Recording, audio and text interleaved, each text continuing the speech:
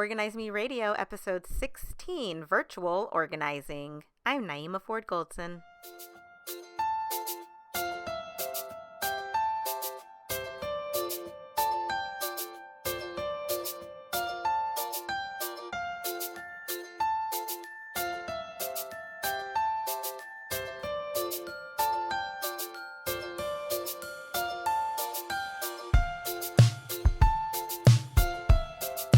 Hi, everyone. Welcome to Organize Me Radio. I'm Naeemah Ford Goldson. And today, our guest is Tanisha Porter, the owner of Natural Born Organizers. Welcome, Tanisha. Hi, how are you? I'm good. I'm so glad that you are here. And I'm excited to talk about virtual organizing with you. Yeah. I'm really falling in love with it, honestly. To be perfectly honest, I'm falling in love with it. Okay, so before we jump into all the virtual organizing, Mhm. tell us about you. How did you get into the organizing business? So I got into the organizing business. Well, the industry piqued my interest after me and my husband moved into our house in 2009 in the midst of the recession, right? And so what do we do when we move into a new place? We start watching like DIY shows. And so Right. there was one DIY show that came on, and there was an organizing expert that was a part of the talent. And I was like, wait a minute, what is this? And it piqued my interest. I started Googling it and realized there was a whole association in industry around productivity and organizing. And then God just started reminding me about how long like this is your thing. Because, you know, in my generation, in the time when I was in high school and going to college, that's when entrepreneurship really was being pushed, you know, and like starting your own business. You always were told, do something. If you're going to want to start a business, do something that you're passionate about, do something that you love to do. So I've always had that in the back of my mind. And so that was the ding. So I started talking about it to everybody, and everybody was like, yes, I totally see that. In January 2013, I launched Natural Born Organizers. All right. You launched around the same time I launched because I launched around that same time period. My business was official in February of 2013. So, Mm-hmm. but just like Yeah. you know, the same thing. It was like a kind of a natural thing, you know, wanting to start a business and it was like, ding, oh yeah, why don't I just do that? So, okay. Exactly. And I'm like, Natural Born Organizers is my third business. So my first business was a pamper party for kids, for girls. My second business was a scrapbooking, do for you type of service. So I've tried certain things, but like they say, third time is a charm. I heard that. So tell us about your business, Natural Born Organizers. Well, I'm based in Los Angeles, California, and you know, I work in person on site with my clients, but then I've also been growing my virtual services. So I have clients across the country, and I really focus on taking the shame, the guilt, and just the way that people lower their self-esteem in regards to the way their spaces look, because I am the unicorn in my family. You know, everyone assumes that, oh my gosh, your parents must be like this, or your parents were that, or whatever. And I'm like, no, actually not. I am the unicorn, and my very first official client, was my sister. But when I was young, I would organize my parents' house when they would go away on vacation. And so my focus is really no judgment. I'm here to help, because although this is my superpower, this is my zhuzh, what I love to do, I'm not perfect at a lot of things. And so I know without a shadow of a doubt that my clients can do something in their sleep that I don't do well. And so I always have that same energy that I understand how people live with disorganization and live with clutter dysfunctionally, but because they feel like it's the way that it's always been, and I just don't know. And so I go into my business really, really trying to find systems that are customized for my clients, so that they can just really enjoy the spaces that they live in. Girl, why do I feel like we have the same kind of story? Because I too am a unicorn in my family. Like my family is disorganized too. Girl, listen, my family, not to be a downer and we're going to jump over, but my dad passed away in May, and he was a collector of things and he could do everything. But, I went into immediate organizer mode, after we did, the main things, and, with papers and things like that. And so, yeah, it's like, I get it that it doesn't come natural for people. And I get that just because it doesn't come natural does not mean that like you're flawed, right? Everyone has strengths, everyone has opportunities to grow, and everyone has weaknesses that they need, help. And so I just love to show people the eye that I have, you know what I mean? And just like a trainer, build up their declutter and organizing muscle so that they can inch up on the organizing scale. They don't have to be at a 9 or a 10 where they think perfection is, but if we can just inch them up to like a 3 or 4 or 5, wherever they are, then that is success to me. So sorry to hear about your dad, but what a blessing your family had to have you to be able to help navigate through that, because I can only imagine how hard of a time that must have been, and then to have to like hire someone to help you with that, you know? Yeah. So I think it had to be such a blessing for everyone else to have you to help navigate through everything. It was, because we were able to shift the house, because a lot of times, and a lot of times when people pass away, there's so much heaviness in the house, whether or not they passed away in the house, in the hospital, someplace else. The things that person is so heavy, and so and so for me to be able to go into organizer mode and shift the house, so that when my mom came back home, when my sister moved in and my oldest moved in, that there was a new feeling, and that heaviness of being, my dad's bathroom or my dad's closet or my dad's room, like that piece of it was removed so that we can process and deal with everything else. And it's just really, really is important. So, who or what has been your biggest inspiration when it comes to starting your business or keeping it going? Whew. Wow. You know what? My husband is a constant supporter.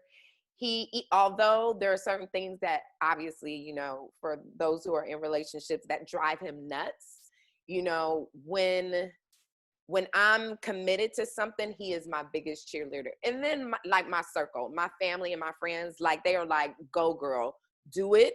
This is what you're supposed to do. Yes, it's hard right now. Yes, you're in a low place. Yes, you feel like you're swimming upstream, but you go and do it and do not stop, because this is your lane. And so my circle, my husband, my family, and my really good close friends, they are my biggest cheerleaders. I love that, because it's so important, especially when you're an entrepreneur, to have that support. Because if you don't have that support, it's like you said, you're swimming upstream, but imagine the people that are pushing you back, when you're trying to swim upstream. So Yeah, it's yeah. very nice that you have that support in your family and then your friends. Yeah, And because it's hard, and you're trying to stay consistent, and sometimes you don't see the results, and it just takes time. Just like with organizing, just like with decluttering, like you have to do the steps and do every piece, and then eventually you'll see the fruits of your labor. It doesn't necessarily happen like this. So yeah, it's special.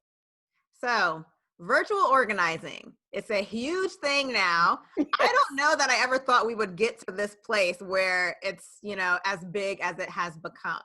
So, Yeah. how did you get into virtual organizing? What is your process like?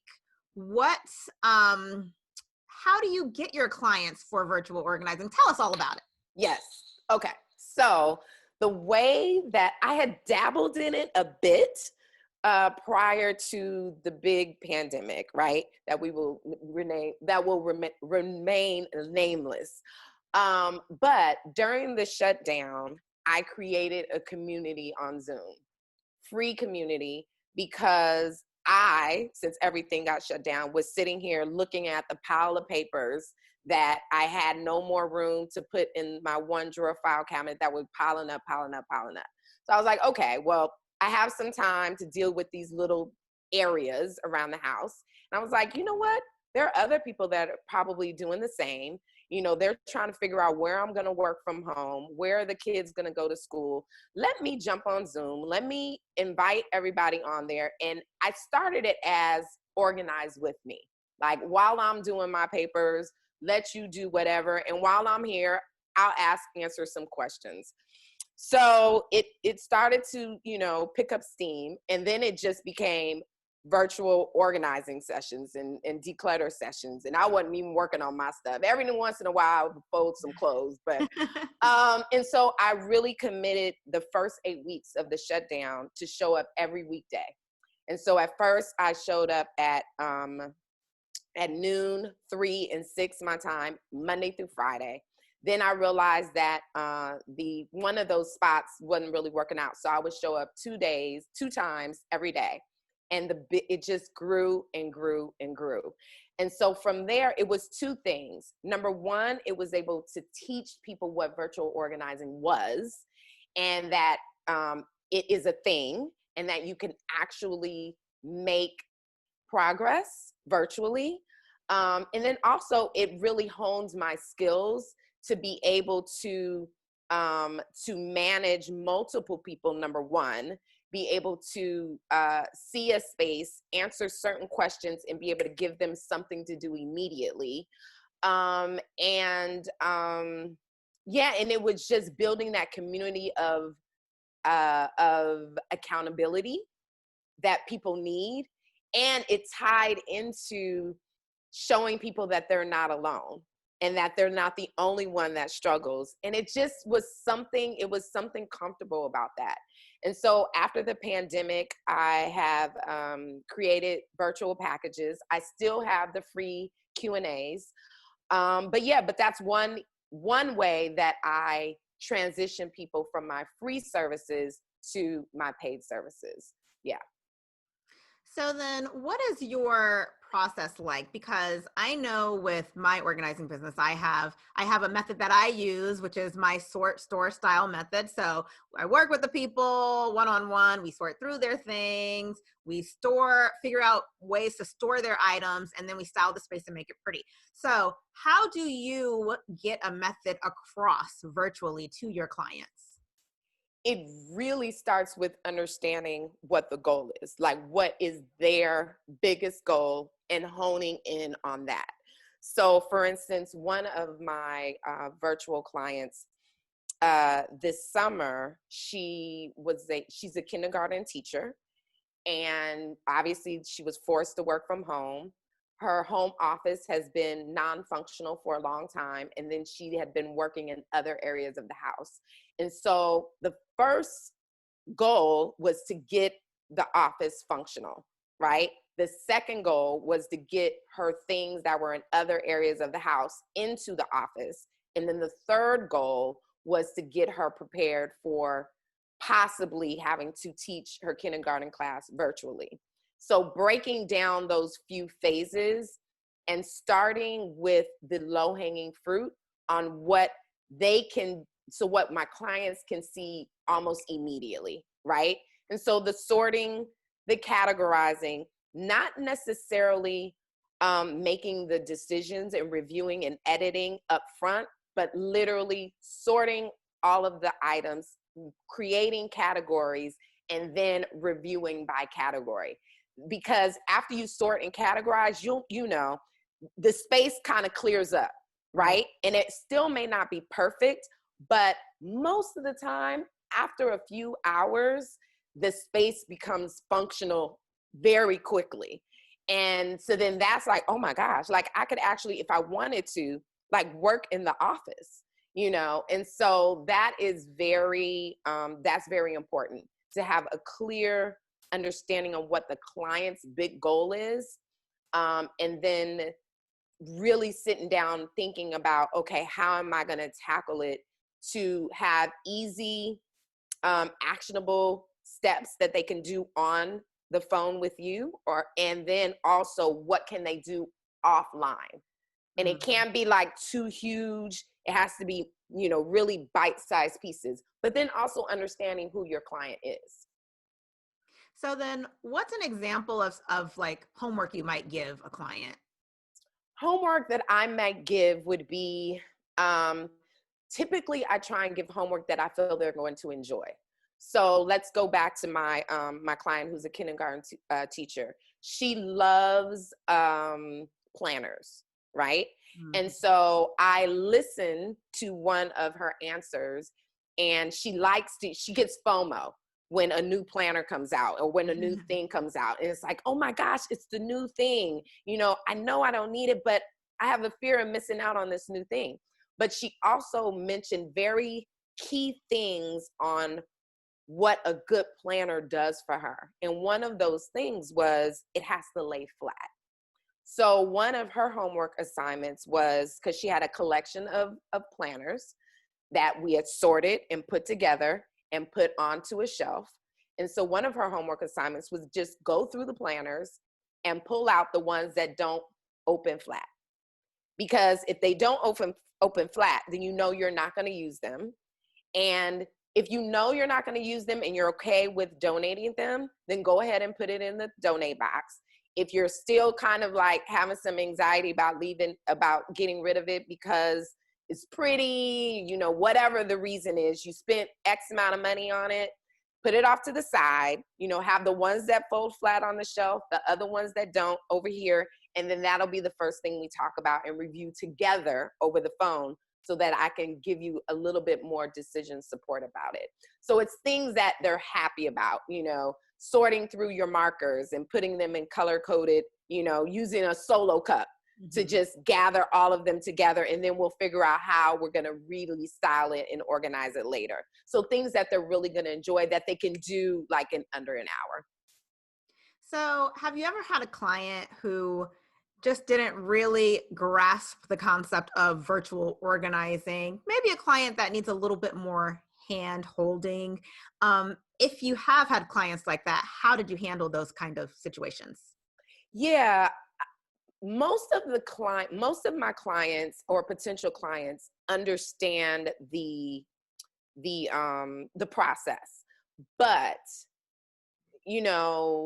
I have one particular person that would get on the free sessions, but she is older, right? And she really needs the in-person support, right? And so in that case, when I realized that, she was mostly listening and not necessarily doing, then I shifted her.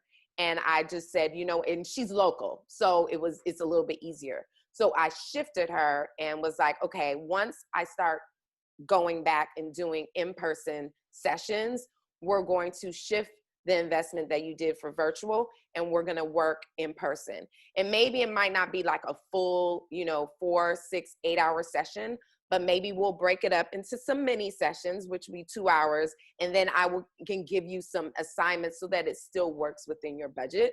So that's one way that I shift. And then another way, if they're not local and I realize it's just not going to work, maybe they're not tech savvy, you know what I mean? And the phone half the time is looking at the ceiling or something like that. You know what I mean? Or maybe their Wi-Fi doesn't work and we need to work in the basement, and the Wi-Fi, is not going to reach in the basement. And then in that instance, I'll talk to them about it. And then I will try and refer them and find them an organizer that is locally with them. Yeah. So what about products for your clients who are doing virtual organizing? How do you recommend them? What do you do? I know for me, I like to take measurements in the space. Do you have your clients take their own measurements? How do you do that?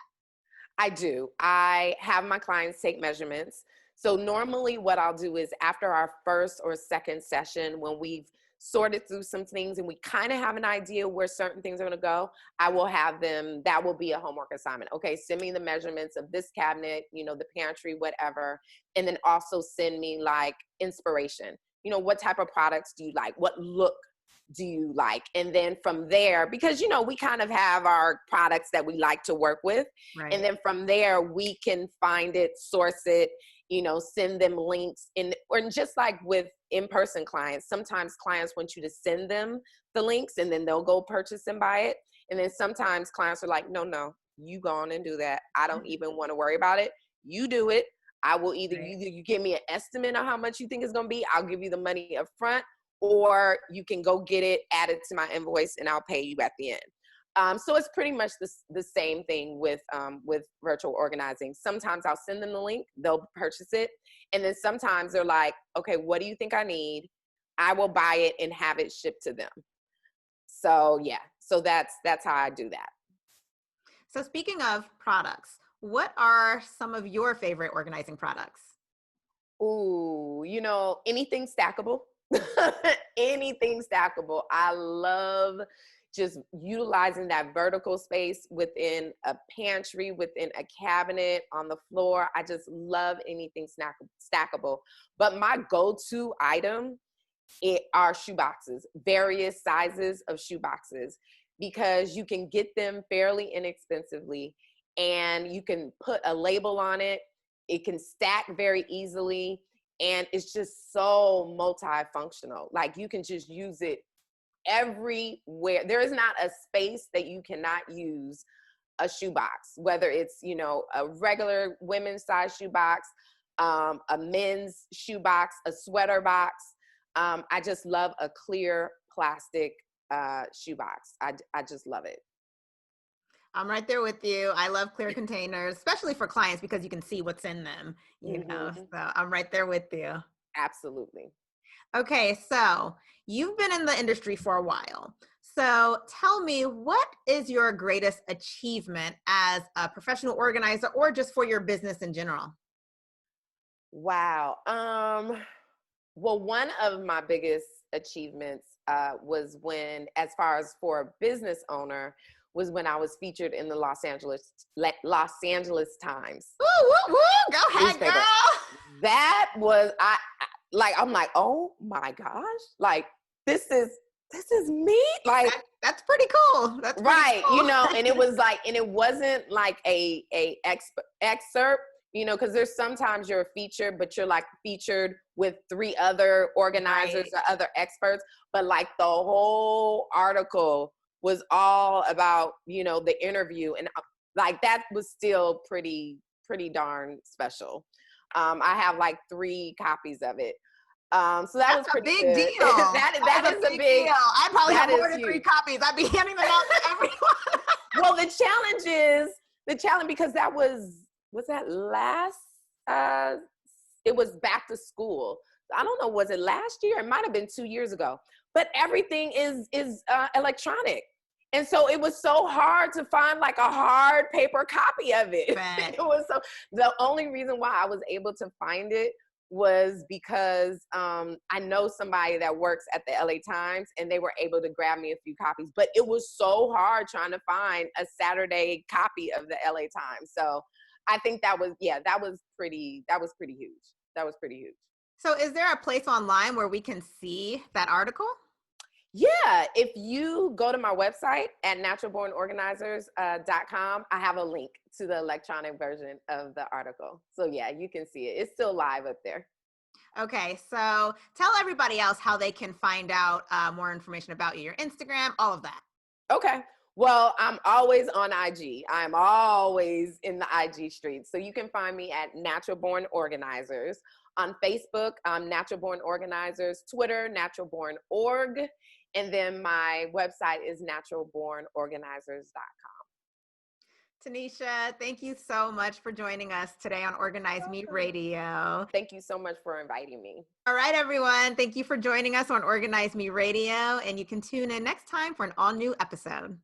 Thank you so much for joining me today. And make sure you follow me on all social media platforms. And remember, get organized, go further. You're listening to Organize Me Radio. I'm Naeemah Ford Goldson.